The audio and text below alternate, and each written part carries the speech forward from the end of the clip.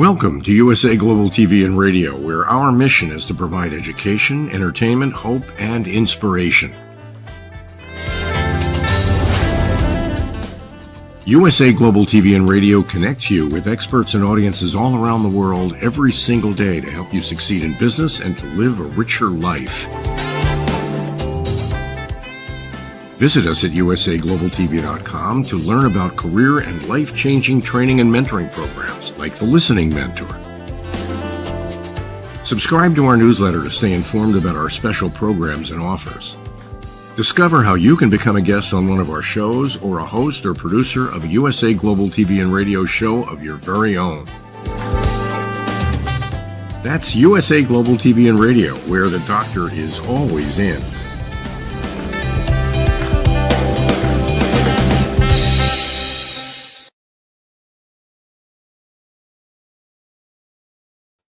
Hello, welcome to USA Global TV and Radio. My name is Caroline Heward and I'm known as the Harley Street Stress Expert. I'm also USA Global TV presenter and USA Global TV and Radio's resident therapist as well. Our show today is Talking Heads, and I am an expert presenter in today's topic, which is part of the Mind and Body Connection series. Our topic today is seasonal struggles, coping with anxiety, depression at Christmas. So this is a very interesting topic and a topic that causes a lot of challenges for people because this is a time, Christmas, and I'm going to mention the word Christmas even though we don't all celebrate Christmas.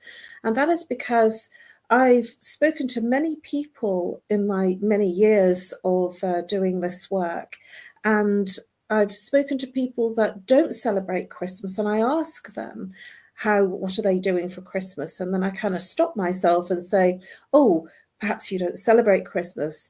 And what response that I generally get is the fact that people say it's a holiday and our family come together because everybody's not working. So we take the time out and we don't call it Christmas, but we have a celebration, we have nice food and we have a family gathering.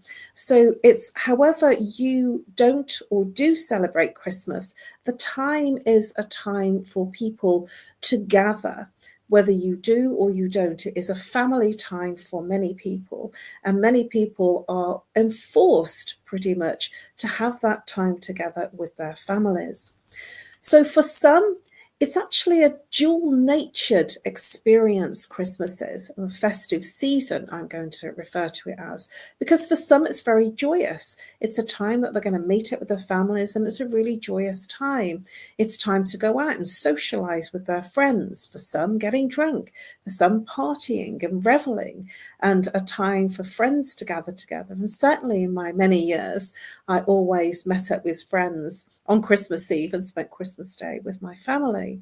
But that was very much a thing for me, that I felt that Christmas Day was a family thing and Christmas Eve was the time to party. I've changed those views now, and I'm much more celebrating New Year because I feel that the Christmas is much more a family occasion and coming together, and the less impetus of having that friendship and gathering of friends. But for others, and especially the ones that are creating the Christmas lunch and being host of Christmas, it can be very stressful. And it also can bring up all sorts of anxieties about the cooking. It can bring anxieties up about different aspects of pleasing everyone, making sure that you've got everything right and pleasing everybody and being there for everyone else and perhaps not so there for yourself. So it can be at times for some people a time for depression. And it's important to understand that you're not abnormal because you might feel depressed. And during this presentation, I'm going to be talking about why you might feel these negative emotions and feelings when you're looking around and we're supposed to be having fun. We're supposed to be in that joyous and festive and fun and bubbly and laughing experience. And yet we're not always feeling like that. So what is the Christmas blues? The Christmas blues is when we're feeling that stress of the holiday, that stress of that holiday expectation of the season, the things that we should do, we think we should do, and the things that we feel that we must do. It's sometimes for some people feelings of sadness because there's different people that are not there, family, members that are supposed to be there and no longer with them, or friends and family that are across the waters in different places, so they're alone. Also, it's a time of massive financial stress for many people. And at this current time, in our changed current times, the financial strains for many families, including people that don't have children, can be enormous just in the rising costs of living crisis that we have become known to be living in, especially in the Western world. And there is more things that are more expensive, and a lot of people are suffering with the very basic needs, regardless of the Christmas festive season and what the expectation is for spending that extra money. And so it creates an incredible situation in terms of needing to be doing what you usually do and not feeling that you actually get there. And also, many people, if there is a loss in terms of grief and a loss of a family member, this is the time that it comes up. This is the time that we remember family members that are no longer with us. And certainly from my own perspective, the first Christmas without my baby brother was really challenging because it was the empty chair around the table. It was the innuendos and the conversation that he would have and the taking the mickey out of different people, and he would love my prawn cocktail. And it's those moments that we kind of think about the small things, but the small things become very big things when a family member is not around the table at those types of occasions. And so we're not just talking about Christmas, and we are theming it. I am theming it as Christmas because it's just around the corner. So depression at Christmas common? Yes, it's very common. You will be surprised how many people are feeling depressed at Christmas. And this is because there is a societal norm to think that we should be happy. There's a societal norm that demonstrates in commercials, in stores, when we're shopping, the ever round of Christmas songs that's piped through all the stores as we're shopping, that we should be happy. And sometimes when there is so much in terms of overwhelm and we don't feel it, that can bring on a depression. Now, what do I mean by depression? It's when we internalize and we go inside our minds to think about what we are missing, the past. So recounting things that maybe of our childhood, of Christmas past, and what's different now. And as I've got older, I've actually felt that Christmas when I was a child was much more exciting and fun, and it was enjoyable because it was all a surprise.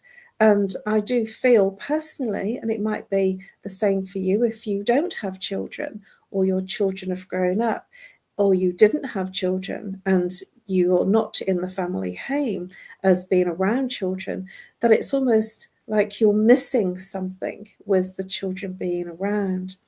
And at Christmas at my own family home, I go to my mum's and my nieces and nephews come for Christmas.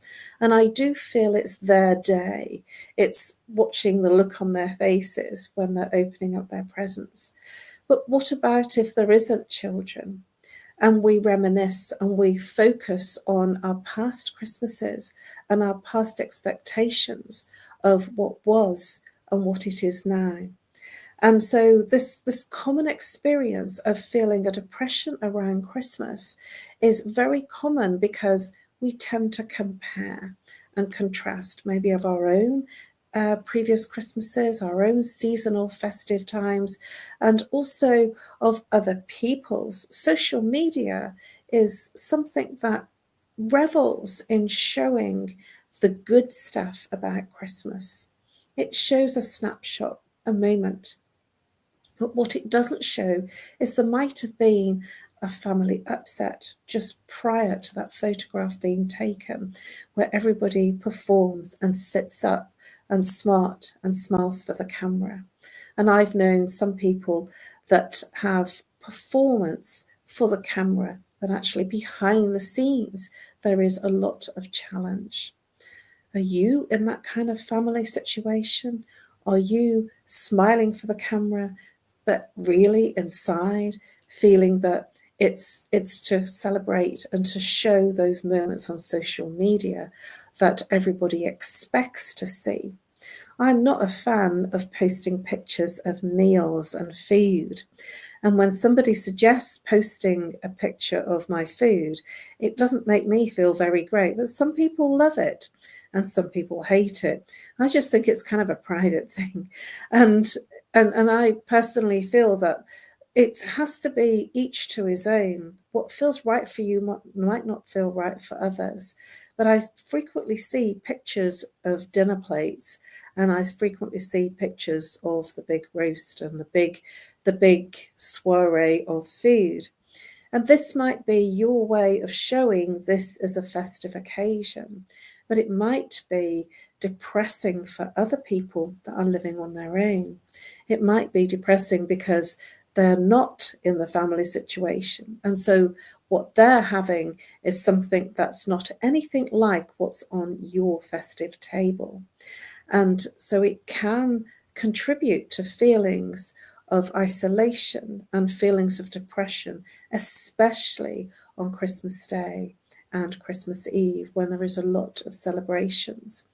So we are living in a time now that social media is demonstrative of showing what we're supposed to be and what we're supposed to look like. And yet it doesn't show and reflect what's real, what really goes on in family situations, especially in our times of crisis. So what is Christmas anxiety, and why is it so bad at Christmas? It's because public spaces are usually very, very busy. There's more noise, there's more lights everywhere, and there's more smells, and there's long queues everywhere. Everything takes forever to get served. Everything takes a long time, and many services shut down, and it's much busier than usual. And this is the time for some people when there's plumbing issues, or the boiler breaks down, or there's no heating, and it becomes very overwhelming for many people. And the challenge here is because there's like a speed and an essence of time that everybody's getting everything ready for Christmas. What really sounds really crazy to me, and in the UK, we have an extra day. We have a day called Boxing Day. So we have Christmas Eve, Christmas Day, and Boxing Day. So we have a 3-day Christmas celebration. And so Boxing Day for the UK is just an extension of the Christmas. So it's another day for the family big festive lunch, and another day to spend with your loved ones. And so it's 3 days in the UK. I know that in America that there isn't that Boxing Day, because I used to have an American boyfriend, and when I said you didn't even call me on Boxing Day, he didn't have a clue what I was talking about. And so this is part of our culture, that everything shuts down in terms of being with family. And it can be very overwhelming if for 3 days you are pushed in a family situation and you don't get on with family members, or family members create challenges in that extended amount of time. There is a pressure, an immense pressure at Christmas to be around others, Whether you like them or not, whether you want to be with them or not, there is an absolute pressure to be around them and an expectation of food and alcohol. The amount of food consumed around Christmas can be enormous, and Christmas shopping trolleys, when you're shopping in the preparations for Christmas, can also cause overwhelm and challenge, because then it takes much longer, things go more expensive, so the prices go up around the Christmas period, and everything becomes intense. I've just done that very quickly, but it becomes intense. And it's intense because there is this societal commercialization of Christmas, and it forces us to think that we should be experiencing a certain way, and yet we don't feel it. And there is things that we perhaps feel that we have to do that we don't want to do. So why is Christmas difficult? The pressure of an expectation. It is family time, which can be challenging, because we don't all live in those perfect family norms that are portrayed in social media and on TV. And we are normal, and it is okay not to feel okay at Christmas. It is a time of loss for some people without friends and family members, and it is a time of feeling a sensitivity of needing to do something, feeling that you should do something, and yet being not quite sure how it all fits in with how you feel personally. I've just been describing the external experience of why it can be so overwhelming at Christmas, why we think that we have to do and fit in and be something that we may not actually feel at the time. So I want to talk briefly about seasonal affective disorder, SAD for short. It is a known phenomenon, and I've done a previous show on seasonal affective disorder where I talk a bit more in depth about it, but I feel that it's important to bring it up in this particular show because as the nights are short and the nights are darker, so there is less day and less night, and in the lead up to Christmas and being at Christmas, there is much more night than there is day, which can feel very enclosing, and it can also feel very depressing as well because there is a lack of sunlight. And this can affect the mood. It can affect how you feel if you're not getting enough sunlight. And so this also can have an effect on how you feel at the Christmas time. So let's look at some signs of anxiety and depression. So feelings of sadness, as I've mentioned earlier. And sometimes for some people, a feeling of hopelessness, a feeling of overwhelm, and for some, a feeling of irritability, like a frustration of not being where you think you should be and not feeling how you think you should be. And so this is causing for some an irritability and a frustration, and for some a worry that they're not in the space or they're not feeling how they think they should feel. So let's look at some symptoms of severe depression and anxiety. If it's for you personally or someone that's around you, somebody that's in your family or a friend. So there's feelings of a sadness and anxiousness very much more often. So more often than not, it's not just sporadic, it's a continual feeling, a more frequent feeling of feeling sad and a more frequent feeling of feeling anxious. You or the person that you're looking at in terms of observing their symptoms, they may be avoiding social activities that used to be that you can see yourself, or if you're observing someone else, that used to be fun, but there's like an avoidance strategy, not wanting to go there and going into your own space. So if you're seeing somebody avoiding those times when you think that they should be coming out to party, this is a clear sign that there are some severe anxiety and depression symptoms. A feeling of feeling more irritable, more often, more prolonged, and a feeling of feeling irrational about that frustration of your irritability. So much more mood swings is when it's more severe. So it's not just sporadic at certain times and just when you're organizing dinner. This will be prolonged in your experiences. A feeling of restlessness, a sort of I need to be doing something but not feeling like you want to do something, especially as in the wintertime in most countries, not in every country. I know Spain doesn't get cold in the wintertime, but in certain countries, especially in the UK, we get very cold. And so the cold can make you feel low in mood and also can make you feel restless. It's almost easier to take something off, but harder to get warm. And I've seen in the UK in particular a lot of advertising of blankets that have a heater element to them, like a heated over blanket. And my mum has invested in one and telling me all sorts of wonderful things about how much more cozier she is now. And so she's bought one for me because I always complain about sitting in my office and feeling cold. And it makes you not want to do things. It makes you feel very miserable and very frustrated and lacking luster.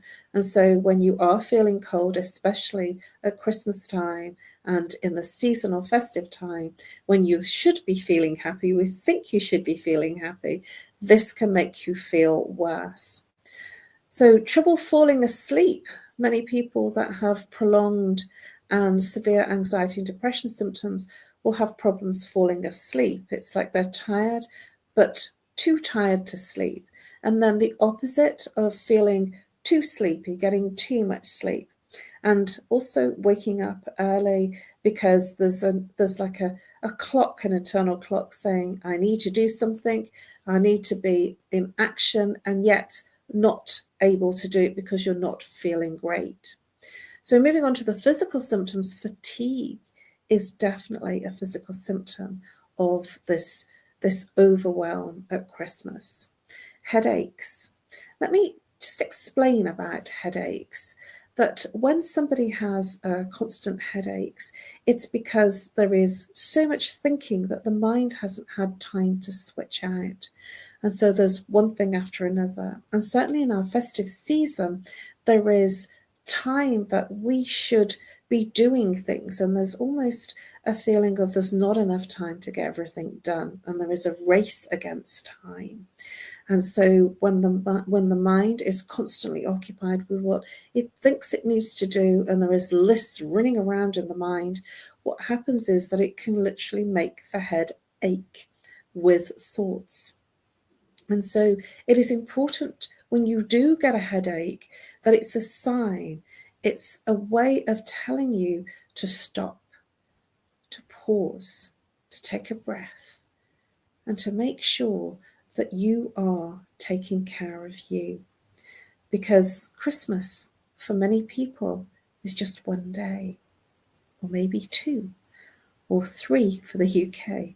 But it's a short amount of time to be suffering in this way. For many people, it causes an excessive withdrawal of the normal physical activities in life. And also that the avoidance of social situations will create a situation where you will feel like you're missing out and yet not wanting to participate. So people who do not view themselves as depressed, and there's many people that think, I'm okay, it's just Christmas. The symptoms there will be headaches, excessive drinking to almost overly compensate for the fact that they're not feeling it. And I'm going to use that term. When somebody doesn't feel what everybody else is saying they should feel, there is a feeling of avoidance and escape. And there may be an escape into excessive drinking to try and get that feeling that everybody else is. The problem is with excessive drinking and substance abuse to feel good is that it in turn makes you feel, if you're not feeling good, it actually makes you feel worse. So it exacerbates the symptoms of you feeling not great. And even if when you're in a party situation, you're feeling good, it might bring on you feeling more cheery and more joyous. But it has the opposite effect if you are feeling negative and have a low mood. It can actually make your mood feel worse. It can actually lower your mood more. And the appreciation of that this is a time of indulgence, when we move into excessive eating, this can have an effect and a toll on our body. And I went out for dinner on Friday night with some friends, and I felt that I'd really overindulged, and I declined having a dessert because my stomach was fit to burst. And this is because when food is rich, it creates an intolerance if that your body is not used to, and can cause acidity in the body and reflux. And so it is important to know what your limits are. Enjoy what you eat, know your limits, and know what feels good, because there's nothing more uncomfortable than overindulging in food and then suffering afterwards.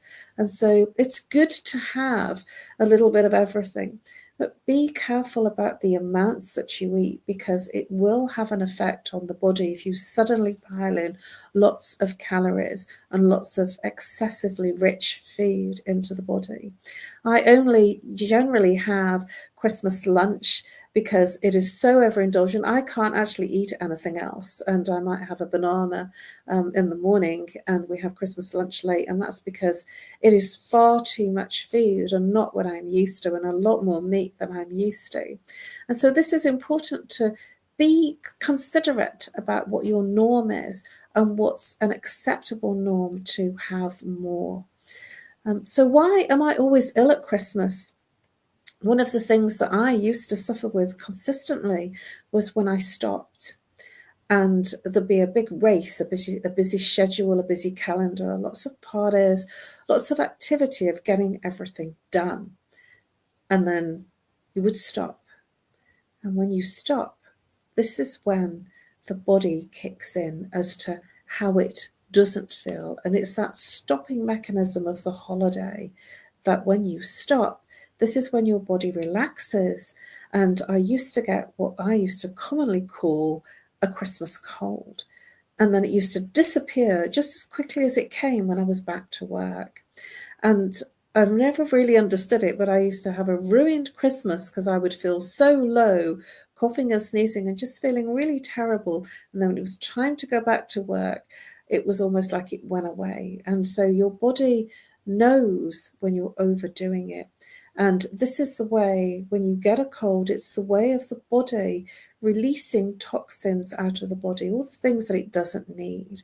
And so I'd like to give you a different perspective on a cold. It's the way that the body clears out everything that it doesn't need, and a way of replenishing the body with good things. So it's a good way of getting rid of anything that's toxic in the body, anything that doesn't need to be there, and a clearing of the pathway of your internal systems, and almost a resetting of your body clock. So what happens is, when we have so many activities indoors, especially at this time, if you're living in a cold climate, is that full schedule of activities that are indoor, usually you're in crowded spaces, and the cold weather doesn't make ideal conditions. And it is a great time, and it is a great condition for colds and viruses to be in the environment, and for you to pick up those viruses. This is where they thrive. So it's important to drink plenty of water, to keep draining out your system. If you are suffering with a Christmas cold, as I call it, or you're having that December letting go and a cleansing, because if you reframe it to the body cleansing for the new, what happens is that then when you drink plenty of water, it flushes out the virus or the toxins that are in your body, and it moves you to feeling much better quicker. And from my perspective, if I ever get a cold, it's my signal to slow down or stop, or take a break, or to just take time, maybe to sleep and to take a breath. And it might be that for yourself. And so consider, when you do get a cold, what the relevance of it might be. What have you been doing that creates this, what I call a Christmas cold or a December cold?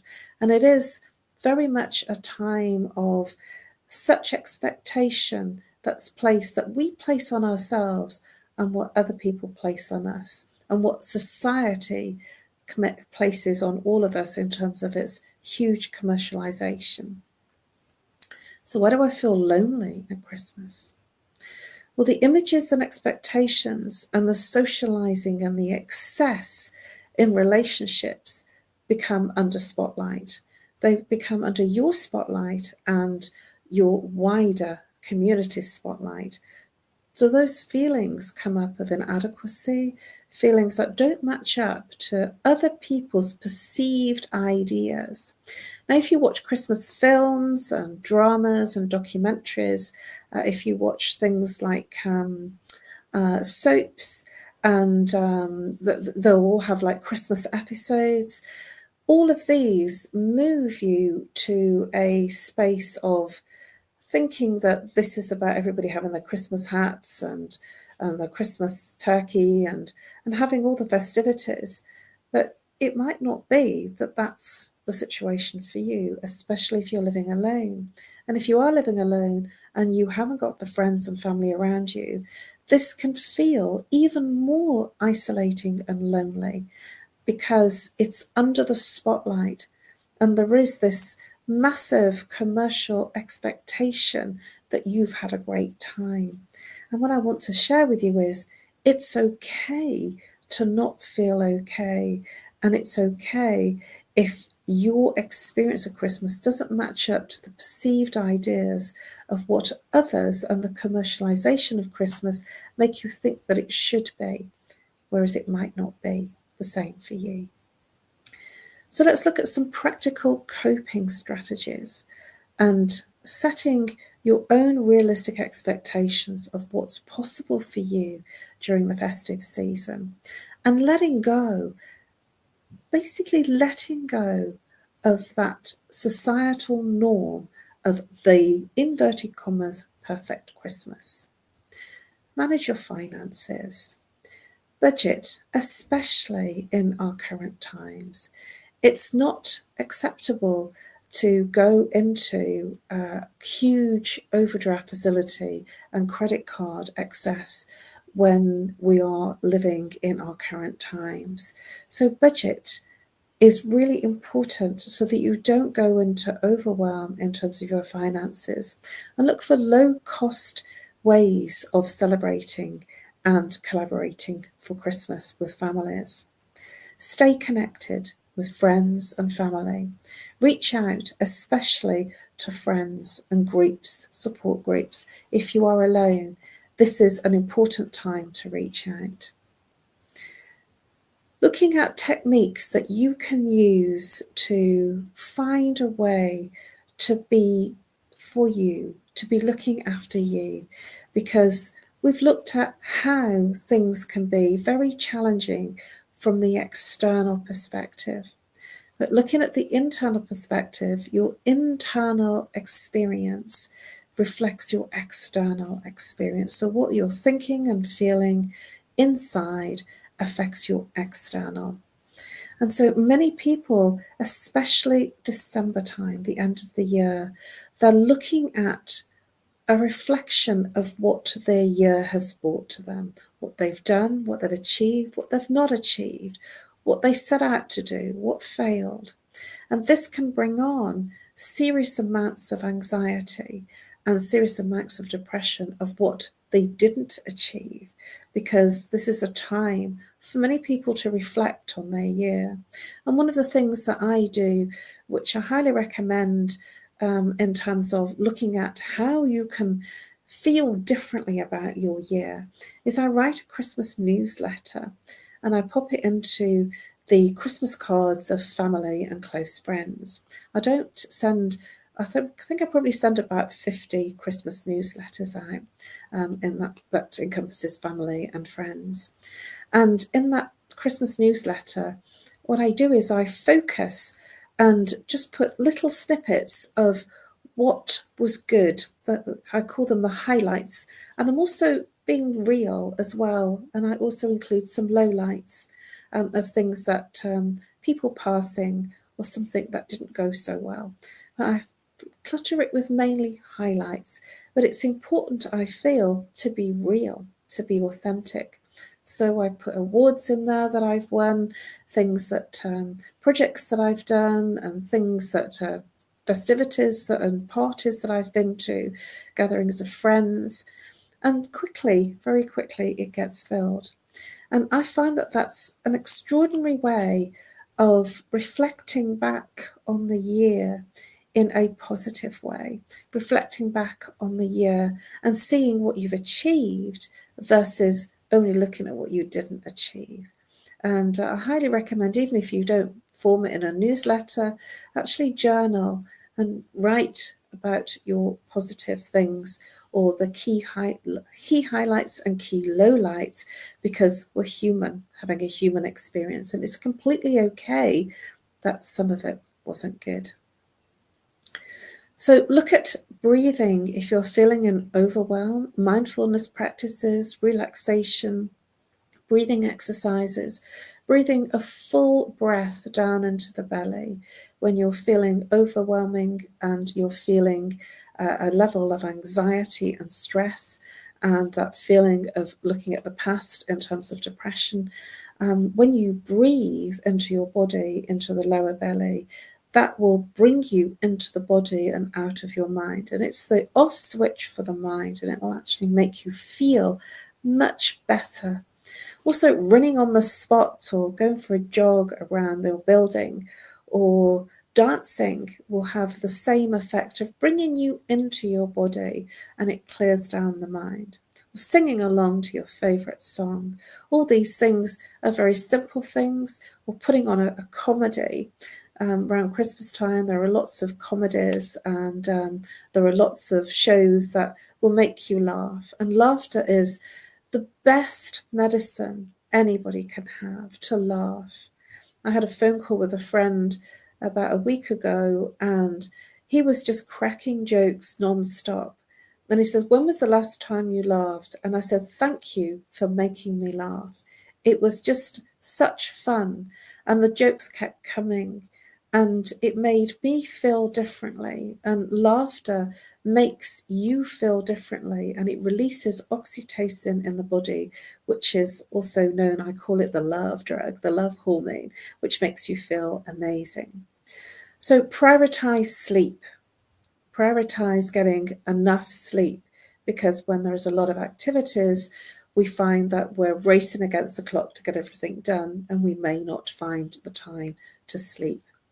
Balanced eating is critical, because at a time of overindulgence, it's okay to overindulge, but not for an extended period of time, because it has an effect on the body, and it will create high levels of acidity when you're eating lots of rich foods. And bring in a regime of a small amount of exercise, whether it is running on the spot or running around the block that you live in. But be conscious of when you're feeling not great, or if there's others that are not great around you. So supporting others, recognizing when someone is struggling.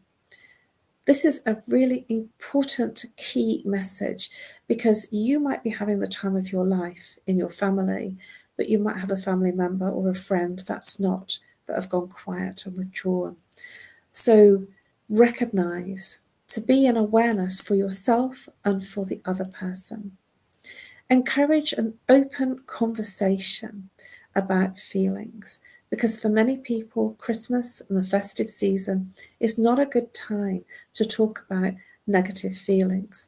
So feel okay to open up someone else that is not feeling okay, and to encourage them to talk about how they're feeling, especially at this current time. and offering practical support by spending time with them and being with them, and also checking in, making sure that they are okay. You might be okay, but they might not be. So check in to make sure that they are okay. And if it's severe, to suggest either yourself or you seek professional help. Severe anxiety and depression intervention therapies, such as cognitive behaviour therapy, counselling, or indeed checking in with your general practitioner. And there are many resources online, crisis lines like the Samaritans and mental health charities. So check in with those types of charities, because they will be there 24/7, especially around the festive season. Find joy in the small moments and reframe Christmas and focus on the meaningful things that are personal to you, and celebrate the festive season in your own way without feeling that external pressure to do everything that we think we should be. And practice gratitude. Be grateful. Always say thank you. I'm forever practicing gratitude in all sorts of ways, and even for the small things. Say thank you. I have a phrase, in deepest gratitude. And when you are grateful and you express it, thank you, even if you're living on your own, and you say to yourself, I'm so grateful for that, thank you. It brings more, because it's a frequency, and gratitude is a heart-based frequency, and it moves you and elevates your mood from the low-level mood into heart and makes you feel different and better. So elevating your mood by saying thank you or expressing levels of gratitude, even if it's for something small, express a level of gratitude by saying thank you. Those very words are magical. And say, I'm in huge gratitude, because when you express gratitude, it changes your mood, it changes your frequency, and it makes everything feel good. It makes your internal become external. And then you get more things showing up that you're grateful for. And in closing, it's okay to not feel happy at this time. Prioritize your mental health and well-being. And I wish you a very peaceful and self-compassionate holiday season. Thank you for your attention and your interest. Please subscribe to USA Global TV and Radio. Please reach out if you feel that I may be of service to you. I help all sorts of people at times of challenge. It doesn't matter what it is that comes up for you. Please do reach out and check in on my other shows, and look on USA Global TV and Radio for my other Talking Heads episodes. Follow me on YouTube within USA Global TV and Radio. If you just Google my name and go into USA Global TV and Radio, you will find all the shows, and I help on various topics. Please follow me on Facebook and LinkedIn. I give all sorts of resources on my pages, and my shows I have live streamed on LinkedIn and Facebook. So please do reach out. You can find me on No More Stress at live.co.uk in terms of emailing me, or call, if you're international, +44. If you're local, 07523 120 189. I look forward to helping you through the times that are difficult in this festive season.